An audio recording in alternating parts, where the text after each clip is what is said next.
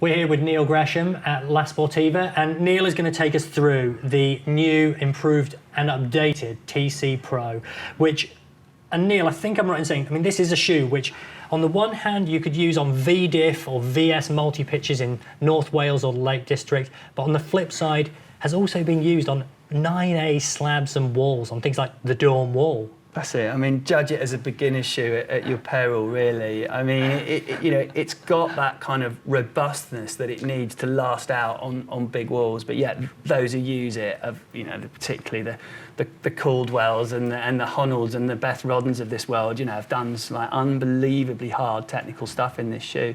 But then we know in the UK from like people climbing on the slate, really edgy routes will often gravitate towards a shoe that's got that kind of stiffness and that structure to it. I'm definitely someone that has complained in recent, I think because I'm old school within my nature, but complained actually that a lot of shoes have become softer because actually say if you are trad climbing and you're hanging around on ledges, and when I say ledges, it could be a ledge that's, a couple of millimetres thick. For sure. You do need your shoe to give you that little bit of something, and this gives you a lot of something. So how's it constructed? Tell us a bit more about it. Well, this is also one of these shoes about those who know. And I mean, I'm not a big user of this shoe, not being a big wall climber, so I don't want to start sounding like the fountain of all knowledge on this. However, what you hear is that it's amazing for putting into cracks and twisting, yet at the same time, as said before, it's a real edger as well. And also, it's got features like you've got ventilation, which on a big wall is really important when you can overheat. You've got padding as well, so padding around the rear section here, padding on the inside of the tongue. Also, I mean, this was the case before, but they've rejigged it a little bit. The lacing system is designed to protect the laces from abrasion on the top. You've got the P3 system as well, which is La Sportiva's way of maintaining the tension in the instep to stop the shoe from bagging out. And that's another key aspect, isn't it? Because if you are on a big wall, then you could be on this thing for 5 days.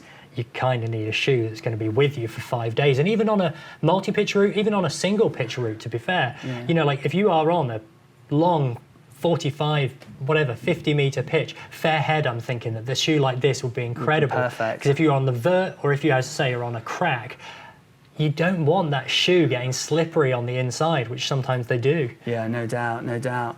What sort of rubber have these got as well, Neil? The right choice of rubber for this midsole would undoubtedly be the XS Edge, because when you have a stiffer midsole, it's really important that you match that with a slightly sort of stiffer, more shear resistant rubber. Otherwise, the rubber would just be ground away really, really quickly. It would suffice to say this wasn't a shoe I thought you were going to say is going to have grip 2 on any time soon, because this ain't the shoe for bouldering or indoor climbing. This is, as I say, your big wall multi-pitch specialist. And on that note as well, the other thing I think that immediately catches your eye with the TC Pro is that level of ankle protection as well. Tell us a bit more about that. Well, there's padding and there's protection, and you've got also a lot of rubber in this region as well for when you're putting the foot into deep cracks, and your ankles are just getting hammered when you're doing that style of climbing, so you're really going to appreciate it. I mean, we've all seen these photos of people with their ankles taped up on big walls, or when they're climbing cracks in the desert. Hopefully you're not going to have to do that as much with the TC Pro. So I'm down to review these later in the year, and I am really interested to give them a go, simply because, as I say, I can't figure out for me whether I'm going to be at the VDiff to VS end of the spectrum. I somehow don't think I'm going to be at the 9A end of the spectrum. I don't even think I'm going to be at the 7A of the spectrum.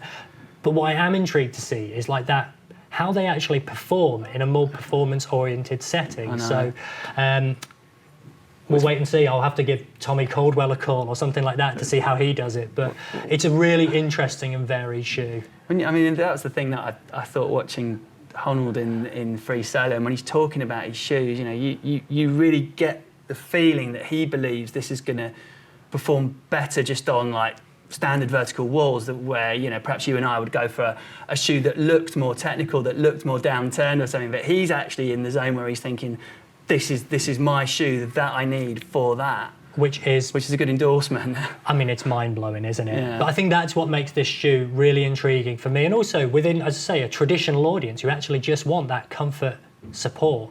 As I say, climbing VDiff, VS, it's a weird balance, Neil, and I want to try them on. So, yeah, I'm looking forward to it.